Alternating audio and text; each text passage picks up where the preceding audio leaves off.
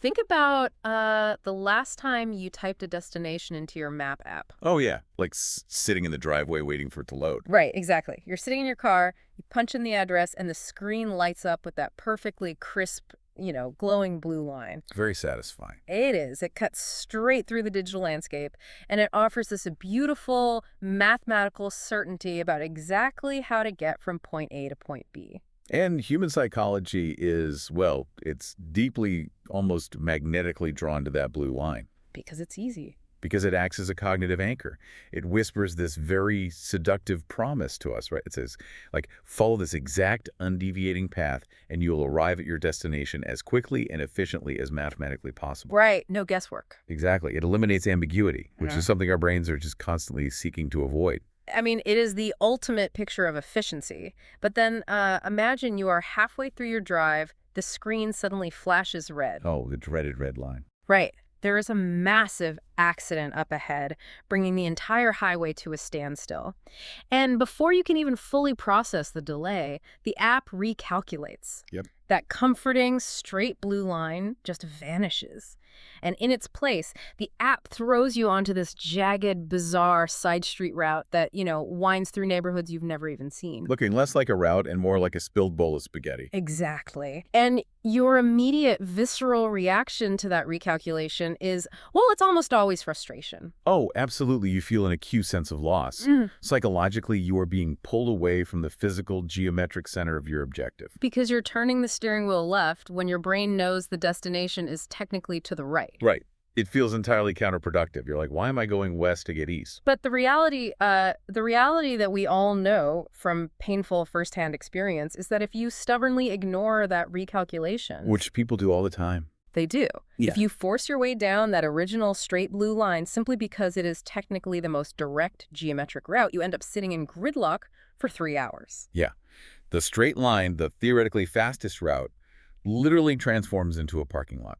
And that tension, the massive disconnect between geographic distance and actual functional speed is exactly what we are dismantling today. It's a huge concept, and it extends far, far beyond traffic patterns. It cuts to the very core of how we approach competition, conflict, and achievement in general. Which brings us to the show. Welcome to the deep dive.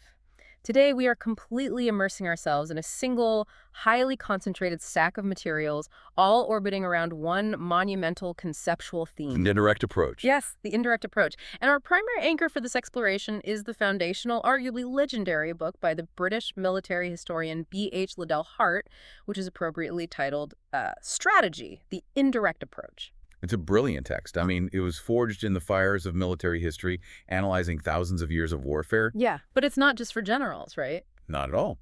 Its implications have aggressively infiltrated how we analyze modern problem-solving, corporate maneuvering, market disruption, and, even our own personal development arcs. It's basically a universal theory of overcoming resistance. That's a perfect way to phrase it. And our mission today is very clear for you listening.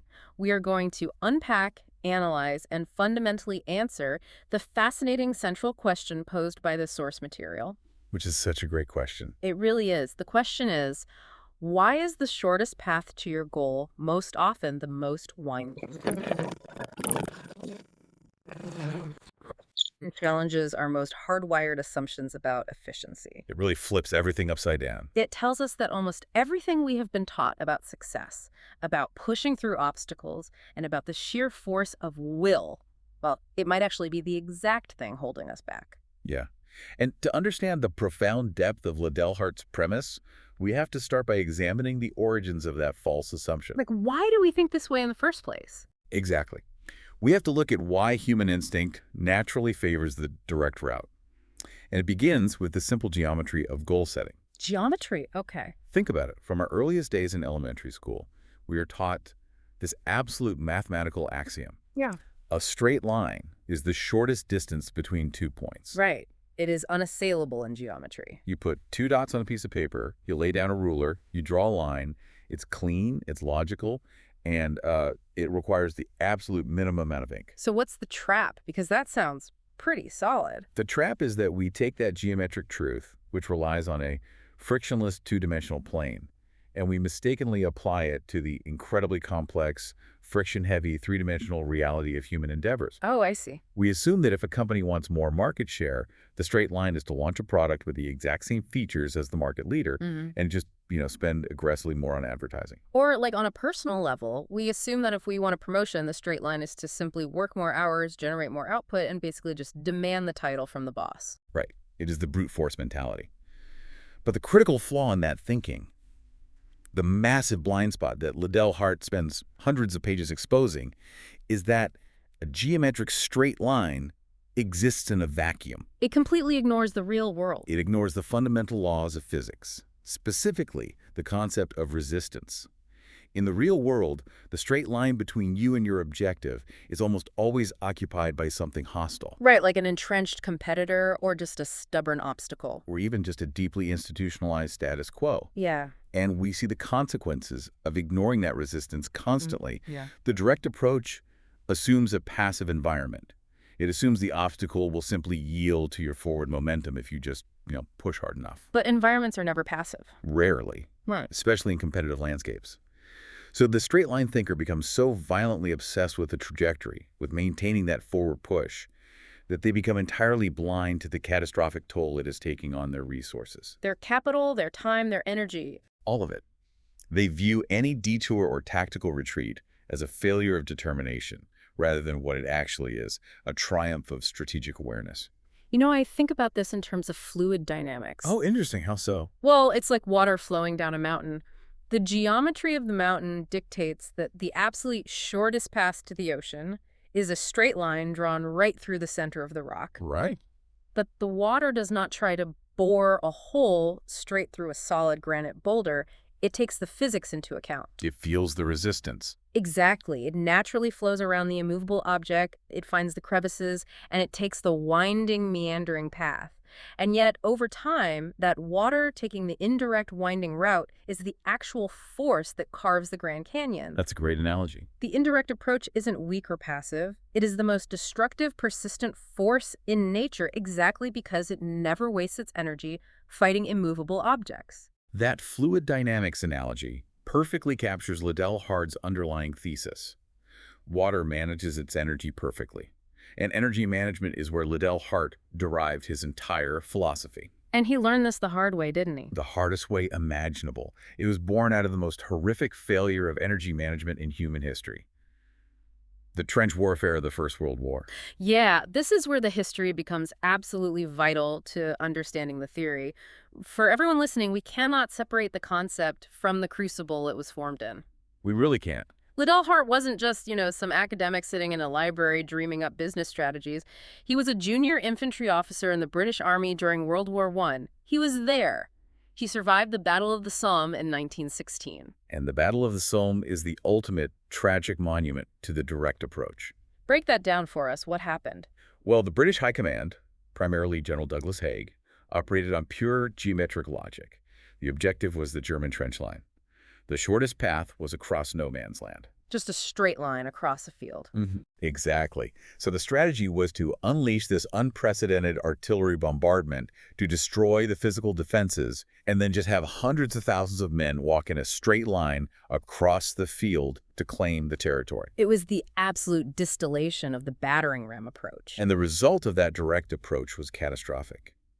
The preliminary bombardment didn't break the deep German bunkers. Oh, no. So when the British soldiers went over the top, walking in their straight, disciplined lines toward the objective, they walked directly into the teeth of fully operational machine gun nests. That's just horrifying. The geometry of the straight line met the physics of industrialized resistance. And the resistance won. The British suffered nearly 60,000 casualties on the very first day of the battle. 60,000 on day one. It was a slaughter born of strategic bankruptcy. The straight-line approach completely failed to account for the fact that the enemy anticipated the direct attack, they fortified against the direct attack, and they possessed the exact tools required to utterly destroy a direct attack. The resistance generated a counterforce that just obliterated the advancing energy. Exactly.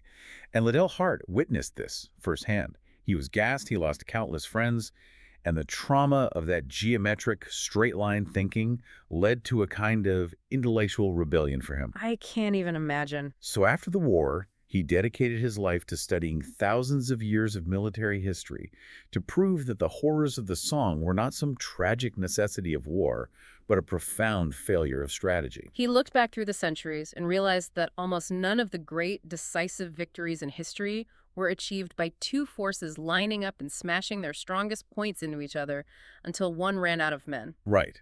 The decisive victories were almost always the result of a deliberate winding road. They were the result of the indirect approach. Which brings us to the necessity of redefining the very word we use to describe these actions. If we connect this to the bigger picture, we have to ask, what actually is strategy? What's fascinating here is how modern parlance has completely diluted the word. Whether in business or personal development, we tend to conflate strategy with, like, a schedule or a roadmap or a list of logistical steps. Like, my strategy is to post on LinkedIn 3 times a week. Right, which is just a schedule. But Liddell Hart argues that true strategy is the art of distributing and applying means to fulfill the ends of policy. So what does that mean in plain English? More specifically, strategy is the art of managing energy and dislocating the opposition. Dislocating the opposition. That is a fantastic phrase. It really is. It's not about destroying the opposition. It is about dislocating them. The distinction is vital. The direct approach seeks to destroy the enemy's strength through sheer force, which, as we established in the Somme, is exhausting and often suicidal. Right. The indirect approach, therefore, is the deliberate, calculated choice to actively avoid the opponent's strongest point. It is about rendering their strength irrelevant by dislocating their balance before you ever even commit to a decisive action. And he breaks this dislocation down into 2 distinct categories, doesn't he? He does. Physical dislocation and psychological dislocation. Let's explore those, because this is the mechanical engine of the winding road. How do you physically dislocate an obstacle or an opponent without just smashing into them? Well, physical dislocation involves forcing a sudden change of front. It means moving in such a way that the opponent is forced to hastily rearrange their defenses, often catching them in motion or attacking their vital supply lines. So they're off balance. Exactly. If we look at Liddell Hart's historical examples, one of the most brilliant applications of physical dislocation occurred in ancient Greece at the Battle of Leuctra in 371 BC. The Spartans against the Thebans. This is a classic example of bypassing an entrenched strength. Set the scene for us. So the Spartans were the undisputed masters of the direct approach. Their military culture was built on the terrifying forward momentum of the hoplite phalanx. Right, the wall of shields and spears. Yes. Traditionally, Greek armies lined up parallel to each other, evenly distributed, and just smashed together. But the Spartans always placed their most elite, highly trained warriors on the right side of their line. Okay, the right side. It was their undeniable center of gravity, their strongest point. Everyone knew it, and for generations, armies would line up, the Spartan right would crush whatever was in front of it, and the battle was over. The ultimate brick wall. You just do not fight the Spartan right flank. Exactly. But the Theban general, Epaminondas, he realized that taking the direct approach, lining up his men evenly and trying to fight the Spartan right flank, was strategic suicide. It's the Somme all over again. Right. So he took the winding road. He employed what became known as the oblique order. Instead of an even line, he took his absolute best troops, the sacred band, and stacked them an unprecedented 50 ranks deep on his left flank. Which would put them directly opposite the Spartan elite on their right. Exactly. But the genius was in what he did with the rest of his army. He refused the flank. He did. So, for people who aren't military historians, what does refusing the flank mean? He held the rest of his army back, moving them away from the enemy in a staggered diagonal line. They basically marched forward at an angle, so only the far left engaged first. The physical dislocation there is just profound. The Spartan elite, expecting a traditional parallel clash, were suddenly hit by an overwhelming, hyper-concentrated force they had never encountered. Yep, 50 ranks deep. Meanwhile, the rest of the Spartan army was essentially paralyzed, right? Standing in a field with no one to fight because Epaminondas had kept his center and right flank completely out of engagement range. The Spartans were completely dislocated. Their strength on the right was overwhelmed by local superiority, and their troops on the left were rendered utterly irrelevant to the outcome of the battle. It is so brilliant. He didn't try to be better at traditional warfare than the Spartans. He just changed the geometry of the battlefield so their traditional excellence didn't matter. Precisely. But Liddell Hart says physical dislocation is only half the equation. The truly devastating winding road also requires psychological dislocation. Psychological dislocation, so getting into their heads. Exactly. It's about the mind of the opposing commander Yeah. or, the leadership team of a competing corporation. It is the creation of a situation where the opponent realizes they are trapped, their plans are entirely undone, and their confidence collapses before the decisive blow is even struck. Liddell Hart calls this something specific, right? He calls it keeping the opponent on the horns of a dilemma. The horns of a dilemma, meaning no matter what choice the opponent makes, it is the wrong choice. Exactly that. Liddell Hart points to the American Civil War and Union General William Tecumseh Sherman's March to the Sea as the prototypical example of creating this dilemma. Right. Sherman abandoned his own supply lines and marched an army of 60,000 men through the heart of the Confederacy from Atlanta to Savannah. But he didn't just march in a straight line toward a single objective. He moved on a wide front, constantly threatening multiple targets simultaneously. Right. Sherman would position his army at a fork in the road. To the left was the city of Macon, a vital manufacturing hub. To the right was Augusta, a crucial munition center. So he's looking at both of them. And the Confederate leadership was psychologically dislocated. They had a limited number of troops to defend their territory. If they concentrated all their forces in Macon, Sherman could easily pivot and take Augusta. And if they split their forces to defend both, Then they would be too weak to stop in it either. He kept them frozen in indecision. The winding road didn't just bypass the Confederate armies. It shattered the psychological capacity of the leadership to mount a coherent defense. I am struggling with a core aspect of this, though. Let me play devil's advocate for a second. Sure. If I am intentionally taking a detour, if I am actively refusing the flank or marching in wide, ambiguous arcs, aren't I just giving my opponent or my obstacle more time? It feels a lot like disguised procrastination. How do we ensure that an indirect approach doesn't just turn into wandering aimlessly, doing quote-unquote research, avoiding the hard confrontation, and trying to convince ourselves we are being strategic, when really we're just scared to do the actual work? That is the most dangerous pitfall in interpreting Liddell Hart. And honestly, it happens constantly when people try to adopt this framework without understanding the underlying mechanics. Because it's an easy excuse. Exactly. I'm not procrastinating, I'm taking the indirect approach. No, the vital difference between a lack of direction and a calculated diversion lies in the unrelenting focus on the ultimate objective. So it's about intentionality. Passive avoidance is procrastination. Active dislocation is strategy. So it is the difference between avoiding the wall because you don't want to get bruised versus actively surveying the landscape to find the geological fault line beneath the wall so you can place dynamite on it. That's it, exactly. The indirect approach is highly active. When Epaminondas refused his right flank, those soldiers weren't taking a break. Right, they weren't having a picnic. No, they were executing a highly disciplined, terrifyingly precise maneuver to maintain distance while keeping the enemy pinned in place. When Sherman marched through Georgia, his men weren't wandering aimlessly. They were systematically dismantling the logistical infrastructure of the South. You are never taking your eyes off the prize. You are simply shifting the operational focus from forcing a breakthrough to creating a vulnerability. Okay, this makes perfect sense now. Let's take all of this rich historical and theoretical foundation and thrust it into the modern era, because the principles of physical and psychological dislocation, the oblique order, the horns of a dilemma, these are playing out right now in boardroom strategy, in market disruption, and in corporate competition. Oh, absolutely. If we interpret this strategy according to the competitive environment in the modern business world, the parallels are just striking. So what does the direct approach look like in business?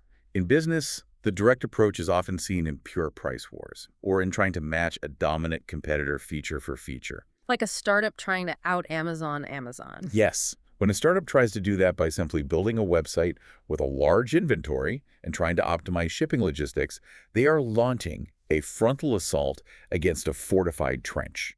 Amazon is the machine gun nest at the Somme. Exactly. The incumbent expects it, they are heavily fortified against it, and they have infinitely more resources to sustain a war of attrition. They will just bleed you dry. They will drop their prices below cost, absorb the losses for a year, bankrupt you, and then just raise the prices back up once you're gone. The corporate graveyard is full of companies that attempted a direct assault on a market leader. To survive and thrive, modern companies must utilize the winding road. They have to find the neglected flank. Right. And in business, the neglected flank is rarely a geographic location. It's usually found in the competitor's sunk costs. Sunk costs. So the money, time, and identity they've already poured into their existing infrastructure. Exactly. What's fascinating here is how an incumbent's greatest strength can be judo-flipped into a paralyzing liability through the indirect approach. I love that idea. Give us a practical example of this. Well, we all know the basic story of Netflix and Blockbuster, right? But applying Liddell Hart's framework reveals the deep, unseen mechanics of why it was such a devastating strategic victory. It wasn't just that Netflix decided to mail DVDs. No, it was how they executed a complete strategic envelopment of Blockbuster's sunk costs. So let's look at Blockbuster's center of gravity in the late 90s and early 2000s. It was their immense physical retail footprint. They had thousands of stores in prime real estate locations. That was their Spartan right flank. Right. If Netflix had tried the direct approach, what would that have looked like? They would have raised venture capital to build their own physical stores on the opposite corners, fighting for the same weekend foot traffic and negotiating for the same VHS distribution rights. And they would have been slaughtered on the sum of retail competition. Blockbuster's frontal defenses were impenetrable. But Netflix took the winding road. They bypassed the physical retail space entirely. The brilliance wasn't just the medium of the DVD, it was the mechanism of delivery. By utilizing the U.S. Postal Service, they completely eliminated the massive capital expenditure of real estate leases and local staff. They physically dislocated Blockbuster. They changed the front of the battle from prime real estate to the mailbox. Wow. And then there's the psychological dislocation part. Yes, the true Liddell Hart masterstroke. The creation of the horns of a dilemma. Netflix eliminated late fees, moving to a subscription model. Which is huge, because Blockbuster was entirely dependent on late fees. It accounted for a massive percentage of their overall profit margin. So Blockbuster's leadership was paralyzed. If they ignored Netflix, they slowly bled their most avid movie-watching customers to this new service. But if they chose to directly compete with Netflix by launching their own mail service and eliminating late fees? They would instantly cannibalize their own profits and render their thousands of physical stores, their greatest asset, completely obsolete. It is the Sherman March dilemma all over again. Exactly. If Blockbuster defends Macon, they lose Augusta. If they defend their retail profits, they lose the future of distribution. By the time Blockbuster finally decided to react, to try and pivot, their massive size and their commitment to their sunk costs made it impossible to maneuver quickly enough. So the indirect approach didn't just bypass Blockbuster's strength, it weaponized Blockbuster's strength against itself. That is the ultimate goal of the indirect strategy. You don't defeat the enemy's strength, you make their strength irrelevant. And we see this pattern of bypassing the center of gravity repeated in almost every major market disruption. It is how you bypass the friction of an entrenched system. Let's look at another one, because the mechanics of this are so clarifying when applied to different industries. Think about the beverage industry, specifically the energy drink market and the rise of Red Bull. Oh, that's a brilliant example. The beverage industry in the late 20th century was defined by an absolute duopoly, Coca-Cola and Pepsi. Their frontal defenses were, and still are, staggering. So if you are an entrepreneur with a new beverage recipe in the 1980s, the geometric straight line says you need to fight Coke and Pepsi. And how do you fight them? You try to formulate a slightly better tasting cola. You try to manufacture it in the standard 12-ounce aluminum can. You spend millions trying to secure end cap displays in grocery stores. And you buy television commercials to convince people to drink your cola instead of theirs. And the resistance is insurmountable. Coke and Pepsi own the bottling infrastructure, they own the distribution networks, and they effectively monopolize the supermarket shelf space through massive slotting fees. A direct attack is a guarantee of failure. Completely. So Red Bull executes the indirect approach. They refuse the flank entirely. How so? First, they physically dislocate the product itself. They don't make a cola. They make a harsh-tasting, highly caffeinated syrup. They don't put it in a 12-ounce can. They create a weird, tiny, sleek 8-ounce silver can. And crucially, they don't charge the same price. They charge significantly more, positioning it as a premium functional product rather than a casual refreshment. Right. And the most important application of the winding road was their distribution strategy. They recognized that the supermarket shelf was the fortified trench. So they simply didn't go there. They just bypassed the traditional battlefield entirely. Exactly. They took the product to nightclubs, to extreme sports events, to college campuses during final exams. They went to places where Coca-Cola was either not present or not culturally relevant. They created a completely new category, the energy drink, on the absolute periphery of the beverage market. They sponsored guys jumping out of hot air balloons and kids doing terrifying skateboard tricks. They built an empire in the cultural blind spots of the major distributors. This raises an important question about the underlying psychology of why this works, which Liddell Hart emphasizes deeply. Yes. The indirect approach exploits the opponent's cognitive biases. When you hit someone directly, their natural instinctual reflex is to push back. Resistance generates counter-resistance. It is Newton's third law applied to strategy. For every action, there is an equal and opposite reaction. Right. You push the boulder's mass pushes back against your hands. Exactly. But when you move indirectly, when you operate in the periphery like Red Bull did, or when you use a completely different delivery mechanism like Netflix did, you do not trigger that immediate defensive reflex in the incumbent. You slip completely under their radar.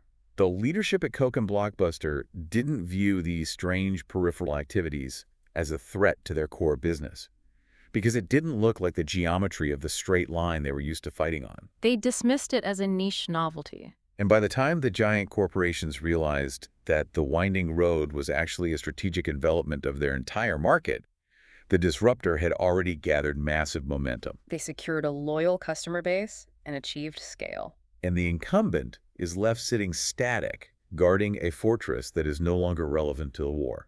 This perfectly sets us up to resolve the central paradox of Liddell Hart's question. We have established what the indirect approach is, the physical and psychological dislocation of the opponent, and we have seen the mechanics of how it bypasses the strongest points of resistance by weaponizing sunk costs and creating dilemmas. Right. But we must synthesize this to explicitly answer the prompt for today's deep dive. Why does this indirect strategy, this undeniably longer winding road, actually equate to the shortest path to the goal? Here's where it gets really interesting.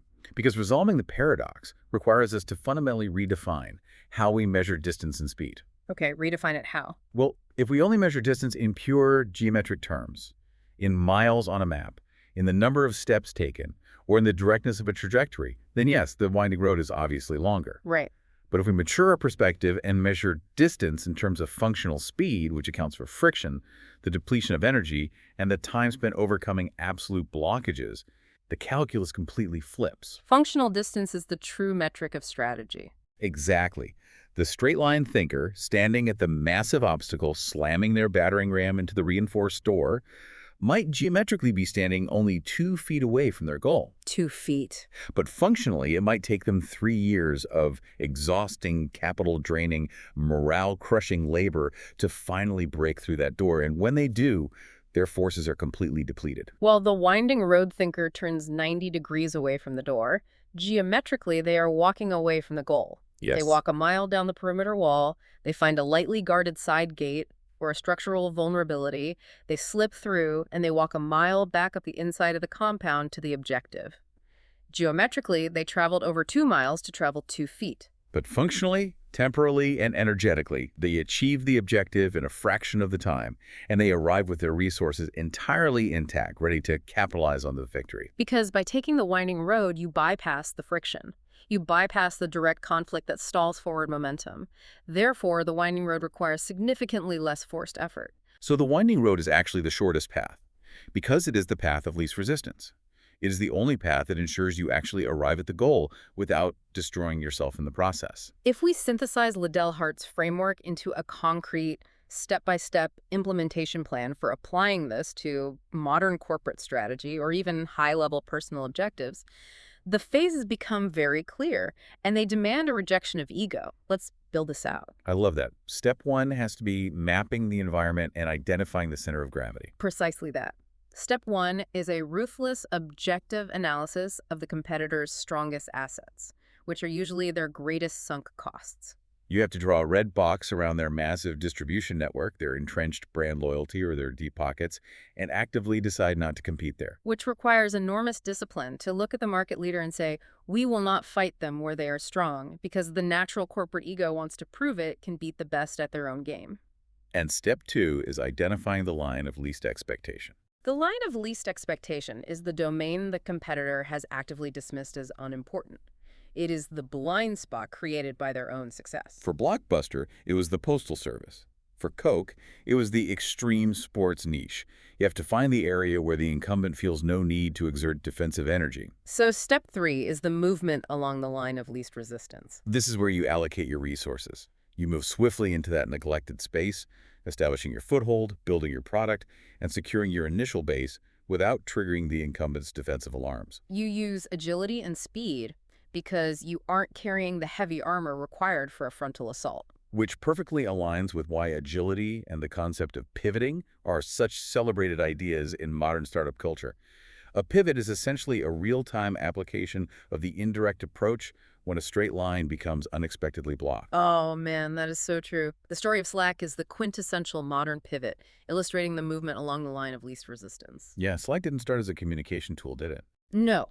Slack did not start as an enterprise communication tool designed to take on Microsoft or massive email providers. It started as an internal communication tool built by a video game company called Tiny Speck, who were trying to build a massive multiplayer game called Glitch. The video game was their straight line. It was the direct approach to their initial goal of building a gaming empire. But they hit massive resistance. The market wasn't responding, the technology was incredibly difficult to scale, and the game was failing. They were hitting the wall. So instead of burning the rest of their venture capital trying to force the game to succeed, instead of dying on the come of the gaming industry, they surveyed the landscape. They looked at the winding road. They realized that the little cobbled-together chat tool they had built just to help their developers communicate internally was actually incredibly fluid and effective. They shifted their entire terrain. They abandoned the game, took the internal tool, polished it, and launched it as Slack. They bypassed the immense friction of the failing consumer gaming market and took the indirect route to absolute dominance in enterprise software. They didn't fight the wall. They walked away from it entirely and found a completely open door in a different industry. And the final step in our implementation plan, step 4, is the realization of the dislocation. Right. Springing the trap. Exactly. Once you have moved along the line of least resistance and built your strength in the neglected flank, you create the horns of a dilemma for the competitor. You reveal your position only when any response the incumbent makes will inherently damage their own existing structure. You force them to choose between cannibalizing their own profits or ceding the future to you.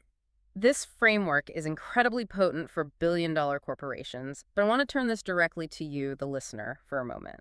Because this philosophy scales down to the individual level just as effectively as it scales up to the macroeconomic level. It absolutely does. I want you to look closely at your current personal and professional objectives. Where are you currently exhausting yourself on a straight line? Like, are you trying to break into a highly competitive industry by sending out hundreds of identical resumes to generic automated job portals, wondering why you aren't getting past the initial screening algorithms? That is the direct approach. That is a frontal assault on an entrenched, heavily fortified human resources system designed specifically to filter out mass applications. It is geometrically direct, but functionally disastrous. You are banging your head on the HR brick wall, hoping it cracks before your confidence does. So what would the winding road look like for that specific goal? What is the indirect approach to getting hired? It requires you to stop asking, how do I push harder on this application portal? And start asking, how do I bypass the portal entirely? Exactly. Maybe the indirect approach is identifying a niche problem that the company is currently struggling with, their line of least expectation. Maybe you spend 2 weeks writing a comprehensive, deeply researched article proposing a solution to that specific problem, and you publish it online, tagging the department leads. You aren't asking for a job. You are demonstrating extreme competence in a public forum. You are moving along the line of least resistance. You are letting the internal recruiters come to you because you have positioned yourself not as a supplicant in a pile of resumes, but as an active solution to their pain points. The indirect approach requires a complete mindset shift from force to fluidity. From force to fluidity, I love that. But there is a psychological cost to this, isn't there? The winding road is not always a comfortable place to be. It requires immense patience and an incredibly strong internal locus of control. That is the one major caveat we must emphasize. Because it doesn't feel like you're working as hard. Right. The winding road can often feel agonizing because you lack the immediate, visceral feedback of forward motion. When you are hammering at a wall, even if you are failing, you feel the impact in your hands. You hear the noise. It creates a powerful illusion of productivity. And the illusion of productivity is an absolute killer. We love feeling busy. We love the exhaustion of the direct approach because society tells us that if we are exhausted, we must be doing something right. Working an 80-hour week feels noble, even if 60 of those hours were spent fighting unnecessary friction. Taking the indirect route actively deprives you of that immediate gratification. It requires you to step back, to maneuver quietly, and often to do things that look completely unrelated or even counterproductive to your ultimate goal. You have to be deeply comfortable being misunderstood by your peers, your board of directors, or your family for a period of time. Oh, totally. When Epaminondas held his right flank back, I guarantee some of his soldiers thought he was a coward. Oh, I'm sure they did. When Netflix started utilizing the post office to mail shiny plastic discs instead of building beautiful retail stores, Wall Street absolutely did not understand it. Their stock took massive hits early on. And when Red Bull was sponsoring obscure cliff diving events instead of buying Super Bowl commercials, the traditional beverage executives thought they were a joke. You must possess the strategic confidence and the intellectual rigor to endure the winding road, knowing with absolute certainty that the geometry of the path is an illusion, but the physics of resistance is an absolute, unavoidable reality. You have to trust the dislocation. The geometry of the path is an illusion, but the physics of resistance is an absolute reality. That is the perfect anchor point for us to pull all of this together, because we have covered immense complex ground today. The journey through Liddell Hart's mind is always extensive. We started this deep dive by confronting a very common, very human assumption: the inherent trust we place in the straight line. We want the map app to give us the direct route. But through our exploration of strategy, the indirect approach, delving into the horrors of World War I trench warfare and the brilliance of ancient and modern generals, we discovered a hidden, counterintuitive truth about the nature of conflict, competition, and progress.